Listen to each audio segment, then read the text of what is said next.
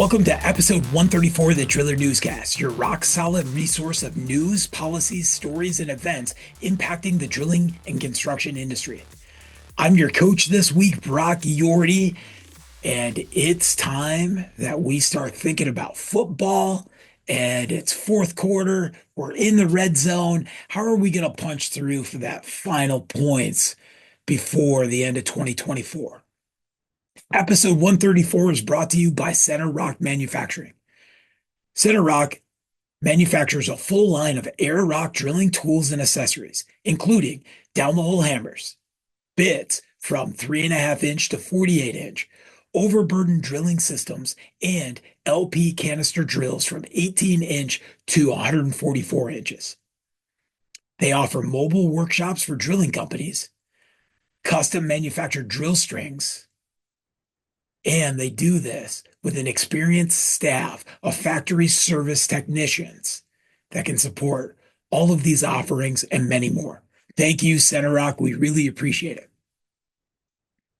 We've had a lot to cover since October 31st. I hope you enjoyed our Halloween episode and my boy Braun. Sounds like management really had a great time with him, and they're keeping him on the payroll for special events. So stay tuned. We start this week's newscast with an update on the November 1st meetings of the President's Council of Advisors on Science and Technology with their special groundwater working group.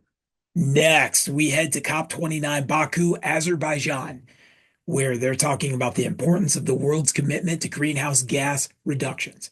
Our feature this week is: how do we keep that drilling team solidarity during the fourth quarter red zone? How do we keep our people safe? How do we punch through for that touchdown? When do we know to be on the defense? And that's, of course, why I'm supporting my boys, the Lions. Dan Campbell's doing a heck of a job. We learned how to kick field goals this year. So before we jump into all this great newscast, let's talk a little bit about safety. For this week in safety, we got to check in on everybody's mental health. Are they physically on job sites and mentally gone? There's so many pieces of this happening right here. We had a lot of changes all at once, from a major sugar buzz on Halloween to daylight savings change to an election that is split through the country to holidays coming up. Do they have a place to be for Thanksgiving? Do they have enough money to provide for the Christmas holidays or the holidays you celebrate at the end of the year? So lots of pieces. And a big piece is seasonal effectiveness disorder, which very much has to do with the shortened days, not enough sunshine. It wears on our people, and it can look like other types of depression. But we need to understand that in our industry, 49 out of 100,000 workers, we only have 8.25 million workers in the construction industry. 49 out of 100,000 take their life every year. And we need to be looking at the signs, from fatigue to overeating to substance abuse to irritability to just not enjoying what they're doing. And we got to check in on them. The holidays weigh in on us. Elections with the country split weigh in on us. The Lions beating your team weigh in on you. We're kneecapping everybody right now. We need to make sure they have help. We are a team that is successful and gets to the goal lines together because we have each other's back. We can't be blindsided by depression when we can be there. So you recognize something, get them help. They can text 988. They can call 988, the suicide hotline. You can go online. You can look at OSHA. You can look at the Department of Labor. There are many places, the CDC, to get help with people dealing with depression. You can text 988. You can call it and get the right resources to take care of somebody. And if it's you, you can call me. You can text me. We are a great industry and we're here to help you.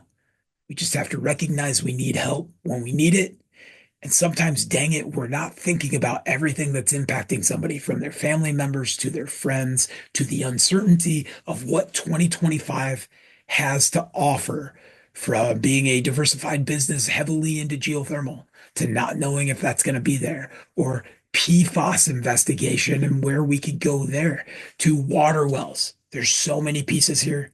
Let's get our people the help they need. Go out, be safe. Let's jump right into the newscast. On November 1st, the President's Council of Advisors on Science and Technology, known as PCAST, presented a draft report on groundwater security in the United States. The most recent report from many months, over a year and a half of research. And this report is not complete. This was just the preliminary presentation. However, it sparked outrage from stakeholders, states, water associations, and anyone who believes research leads to regulation. And I'm going to throw the yellow flag on the field. I'm going to call holding on the offense. We do not maintain groundwater quality and understanding the strategic water reserves and what's happening in our country's water supplies without research. This was not overreaching some liberal agenda. Groundwater, environmental policy, clean air, clean energy are bipartisan. I don't need to tackle you to make you understand this. In reality, the President's Council of Advisors on Science and Technology isn't a newfangled left idea. It's been around for 91 years, and in that time, it has conducted research with plenty of opportunities for stakeholders, states, subject matter experts, associations to give public comment and collaboration, just as our National Groundwater Association pulled together the team of experts along with the board review, and they jumped right in there and submitted 5 pages to show the industry what we are for groundwater experts. I think this is important for us to understand that having a working group committee of experts from around the world is not brand new. The PCAST teams have evolved over the last 91 years and now include science experts in astrophysics, ecology, ecological engineering, cybersecurity, social science, neuroscience, nanotechnology, and collaboration from Nobel laureates and global geniuses of MacArthur Fellows. I want you to consider when FDR was in office, we didn't understand plate tectonics yet. PCAST teams have been assembled to solve problems that have been impacting our country and our ability to operate in our country or go to war. President Trump's first administration had a very robust PCAST team actively working. He stated, "We look at tomorrow and we see unlimited frontiers just waiting to be explored. Our brightest discoveries are not yet known. Our most thrilling stories are not yet told. Our greatest journeys are not yet made." During President Trump's first term, his PCAST team focused on COVID research and the vaccine. That's correct. His people pushed the research through to develop the vaccine that we have. They also worked on the artificial intelligence, which helped bring the COVID-19 vaccine to fruition. His team also researched climate change and the environment, climate change and how it impacts water. In 2019, through the PCAST, he signed the National Integrated Drought Information Reauthorization Act. which was to ensure revitalizing Americans' weather programs to protect lives and property. Its research created legislation and invested in weather research to help predict extreme weather, drought, excessive rains, all the things. He created the Earth EPIC program, which was the Earth Prediction Innovation Center. He coined it EPIC, which worked with academic research community to develop new emerging technologies to protect water supplies, properties, and human life. He went on to use this research to join the World Economic Forum initiative to plant 1 trillion trees, which he said was an ambitious goal, but was obtainable to grow and conserve 1 trillion trees worldwide by 2030. Why? Because his PCAST team did the research and shown that healthy forests support natural stream systems and watersheds, filtering drinking water for 180 million Americans. During President Obama's administration, they launched a Safety of America's Drinking Water PCAST right after Flint water crisis started. Now, let's jump to the not so unordinary idea of a council of scientists and academics and engineers solving problems, which was December 2023, which is when they first announced the Groundwater Working Group. I want you to think about what was going on in 2023. Navajo Nation versus the United States and Arizona over water. The Department of Interior evaluating groundwater supplies throughout the country. That was federal regulation. That wasn't a working group, collaborations. This administration's PCAST working group for groundwater had experts from the medical tech industry, along with academics in groundwater and science and ecology from University of California, Berkeley, Princeton, Florida State University, Virginia, and Ohio State University, University of Arizona. And first thing on this report, you can go watch the YouTube, you can pull up the PowerPoint yourself. It states and recognizes that federal government has limited authority to regulate groundwater. It continues with states have primary responsibility for creating and enforcing their own laws, policies, and regulation. They go on to say groundwater systems are heterogeneous across the nation, which means they change everybody in terms of geology, climate, economics, culture, and politics. The problem with that is decentralized systems allow states to address specific challenges and opportunities within their jurisdiction, but impact the groundwater basins as a whole. Look at the Ogallala.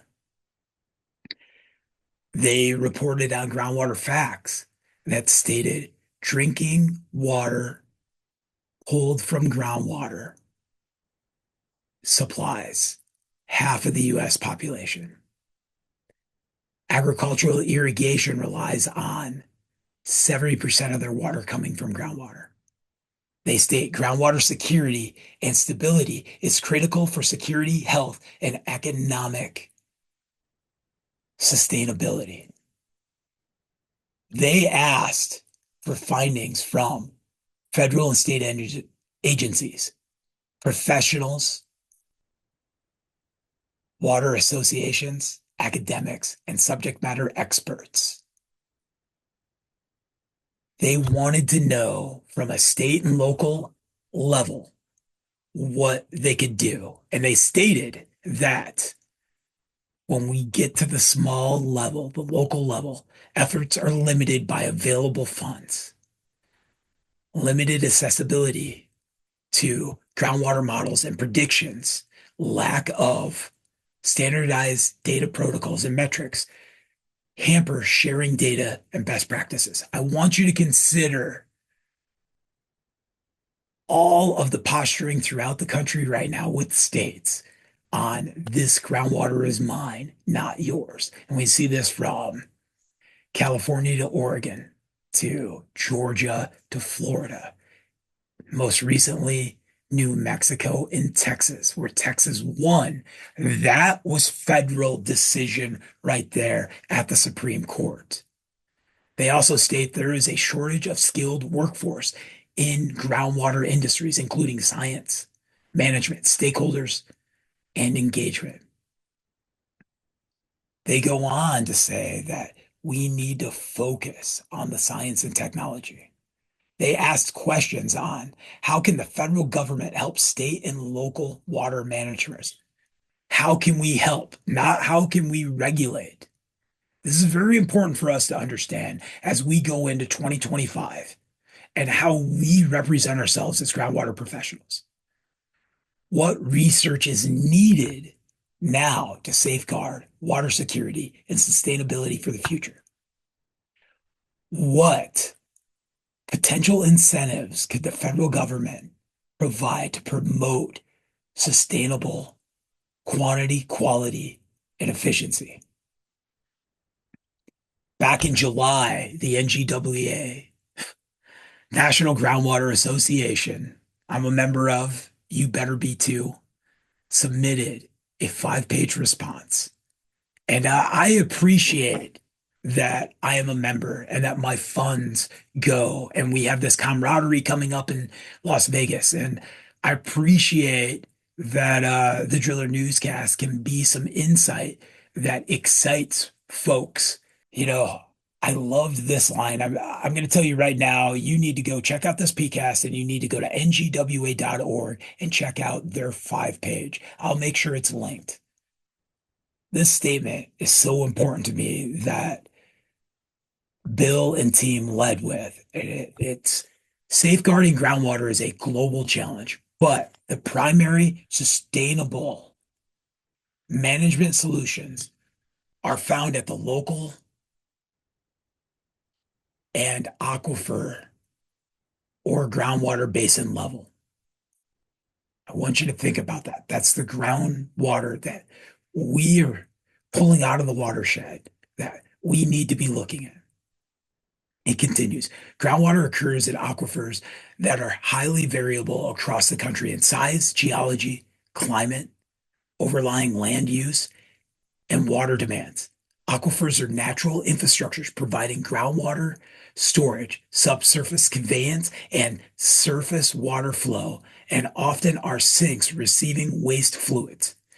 They require individualized attention at the state and local levels. States develop and implement regulations and laws to ensure best practices for management and monitoring, and have the regulatory authority to step in where groundwater management is ineffective.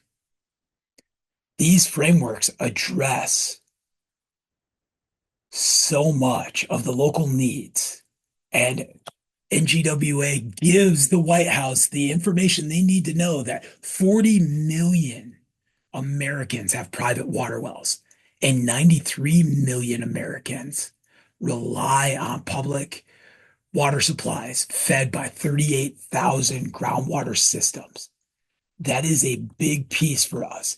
And we need to give a massive thank you for showing the country and the world, the groundwater experts that we are, with Dr. Bill Alley, NGWA's Director of Science and Technology, Chuck Jobs, NGWA's Manager of Regulatory Affairs, and Tim Parker, professional geologist, along with many other credentials, NGWA's Board Director and Government Affairs Committee member.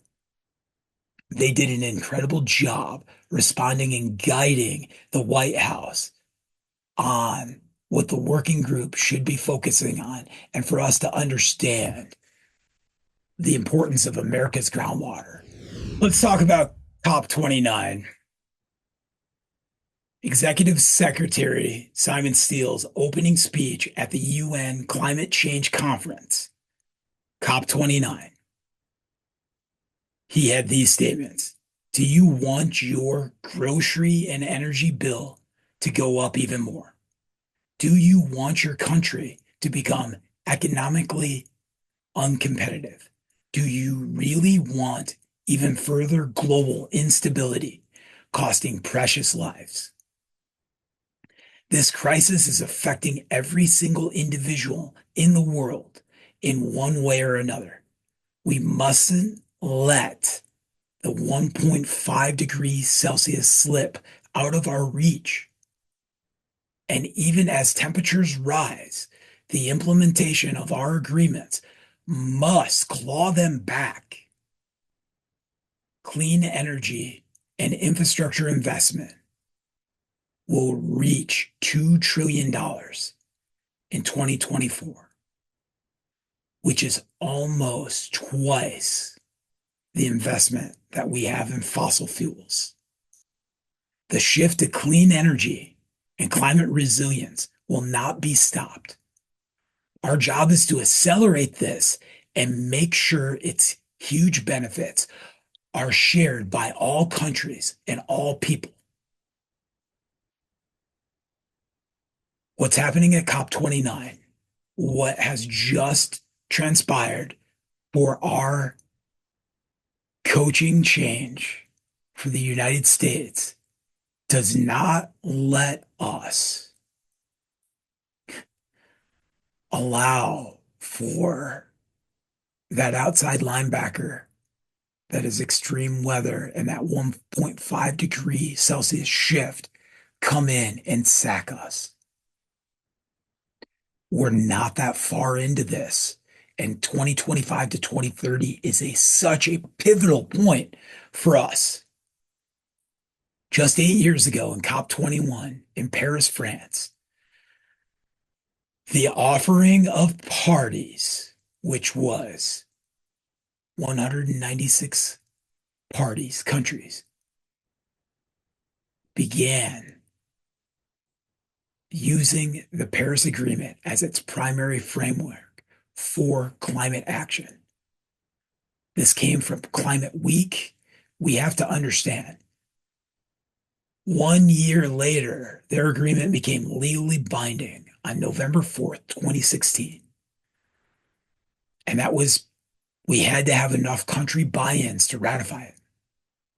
The United States, one of the top 7 emitters in the world, was a key signatory to the Paris Agreement and entered it so that we could show the world what was possible. The Paris Agreement is a legally binding international treaty on climate change. Just happens to be we're the biggest kid in the world. And if we decide to stomp our feet and leave the sandbox, nobody's going to chase us and pull us back in. Its goal is to hold the increase in global average temperatures to well below 2 degrees Celsius, above pre-industrial levels, with true efforts to limit the temperature increase to 1.5 degrees above pre-industrial levels. 1.5 degrees is 2.7 degrees Fahrenheit. We've been talking about this so long, I can interchange these at this point. This is all because science on climate change indicates that crossing that 2.7 degrees Fahrenheit threshold, which we did in the end of 23 and 24, but we can still come back, will create far more severe climate change impacts, including more frequent and severe droughts, heat waves, rainfalls. 2024 is our hottest on record for the world. In the United States, we've seen impacts from extreme heat to devastation from excessive rainfall, 2 major hurricanes through Florida up into North Carolina. Heck, in Christmas 2022, people froze to death in the greatest country in the world on Christmas Day in Buffalo, New York. That was the worst storm they'd seen in 50 years. So it's COP29. The whole world is watching. And again, we find ourselves in the red zone. This is the red zone 2 minute drill. Can't ask Yates to kick a field goal. We need to step in and punch it through and then go for the 2 points. We're 6 weeks away from 2025. And multiple reports show global temperatures beyond our 1.5 degree threshold this year and last year. It's a big call to action. The United States is the only country who has entered this agreement and stomped its feet out of the sandbox like a 4-year-old not understanding what they're ruining at everybody else's picnic. We did this in an announcement with President Trump 9 months after we had entered it in the Rose Garden, June 2017. Maybe we're going to make that into a cactus garden. Maybe they flower. No, we have to understand. He stated the bottom line is the Paris Accord is very unfair as it's the highest levels to the United States. Mind you, we are the second biggest producer of carbon in the world. He goes on, the agreement would cost the United States 3 trillion lost in GDP and 6.5 million jobs. This is exactly what we're talking about. We need a better economy and more jobs. He continues, it undermines the economy. Some strings that it undermines are workers that we're effectively decapitating, including the coal industry. The coal industry is 80,000 people. And between safety and health implications, wasn't having a great recruitment strategy. But I need everybody to understand that in the decade and a half as we've transitioned away from coal, we've had endless workforce development programs and subsidies to ensure these people working in the coal industry can transition into family sustaining jobs. It's also important that experts from the 2016 administration stated that the Green Climate Fund was a scheme to redistribute the wealth from the rich countries to the poor countries.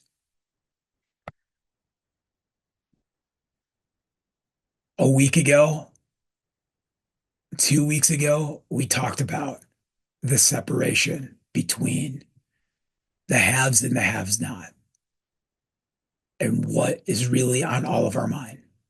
So I need to put this into perspective.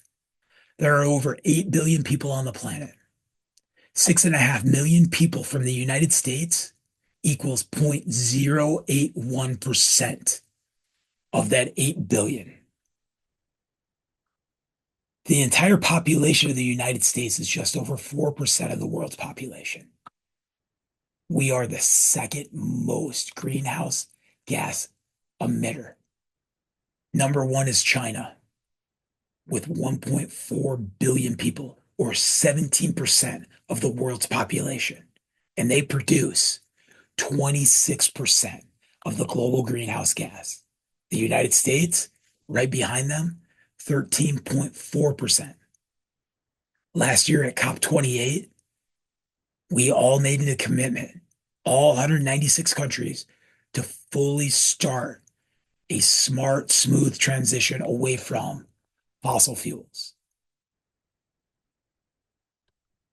There are 7 emitters in the world that are responsible for 2/3 of all the global greenhouse gas emissions. So as we talk about the rich versus the poor, I want to lay it out to you. That's China, the United States, the entire European Union, India, Russia, Japan, and Brazil. I want you to think about that. To put it into perspective, if we took what the entire European Union plus India's greenhouse gas emissions, it's almost 13%. Uh, we are a world leader and an innovator, and we have things like the PCAST that can help us build what we need. So that's why in January 2021, the United States re-entered the Paris Agreement. We do not need to continue this revolving door.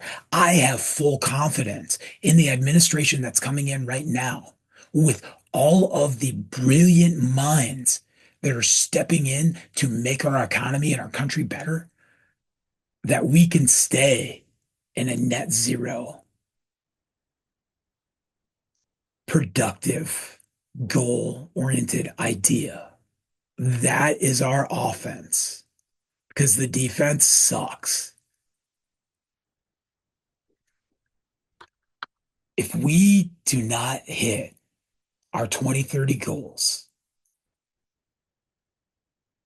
2050 is going to be really hard to survive. And I think about this because I have a 6 and an 8-year-old, and we're talking about the second generation and the third generation and the new generation of workforces for drilling. And it's very important for us to all think about how we are diversifying our business right now. And we have to be engaged in this. This is no different than in 1999, the Clinton administration, regardless of all the other BS that was going on, released a study stating how important geothermal was in our energy independence and reducing greenhouse gas to hit goals that we could have hit in 2010. At the same time, the UK pulled out of their woke greenness, as they called it at the time, and it's caused hundreds of billions of dollars in damage that we can't get back. We need to be on top of this. So I know we've had a priority shift here, and we've lost focus on these goals to an economy. And I agree. There are times where we need that ability to drill, baby, drill. And we're not just going to shut off everything. But as you look at projects like the Geode project and what the oil and gas industry are doing to use technologies to get us to hot rock geothermal for power generation, to crowdsource geothermal, to how is your business diversifying with what's happening right now? Because we need our teams to think about this. And that leads right into my feature question to you. How are we going to survive? Because we're on the same team when it comes to clean water and air and environment. And right now, there's less than 15 states that have 2050 goals for net zero, with California and New York leading the way. 38 states have priorities for renewable energy portfolio standards, which require the increased production of energy from renewable sources such as wind, solar, biomass, and geothermal. We're going to have another PCAST that is focusing on all of this. But as we start screaming, drill, baby, drill, and open back up the pipelines, how does that impact your drilling business? Are you part of the pipe fitter union? Are you part of the operators union laying those pipelines? Are you part of the drilling? The opportunity to diversify and make a stronger groundwater industry right now is ground source geothermal loops, doing supply wells for these enhanced geothermal systems. Look at what's happening with Darcy and the dynamic geothermal wells that can be drilled. There's so many pieces for clean energy and your drilling business that's how you're going to diversify. And as we think about this and our business and our sustainability for a stronger team, this election was won and lost on the ability for our people, as I heard it from one young man, Brock, all I want is Costco money. I want to be able to go with my wife and kids, get something outrageous, get all the groceries we need, come home, laugh, and feel secure. And I get it. And family sustaining wages require diversifying your business into green energy. And that needs to be driven at a local, state, and federal level. This is not liberal.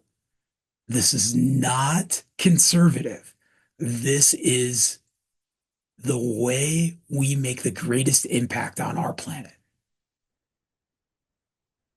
If that isn't enough of a halftime speech for my drilling industry football team to get back out there and kick some ass through 2025 into 26 into 2030 and 2050, regardless of red zone or blue zone, it's up to you. Thanks, everybody. Thank you for joining us for episode 134 of the Driller Newscast.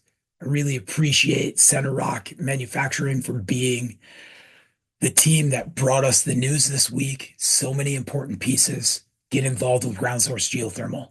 Get involved with drilling on all levels that you can. That's how we grow our business. It's how we make our people better. We got Dave Schulenberg coming up, and we're going to talk about being thankful next week. And we're going to hit on some NGWA because we're going to blink. It's going to be Christmas time. And go out, check on your people, be safe. Thanks, Driller staff, for everything you're doing. And you know what? We're all Americans, and we're going to do this together. And if we're talking about being all Americans, right now, the Lions is an American team. It's definitely not those boys down in Texas. Cheers, everybody.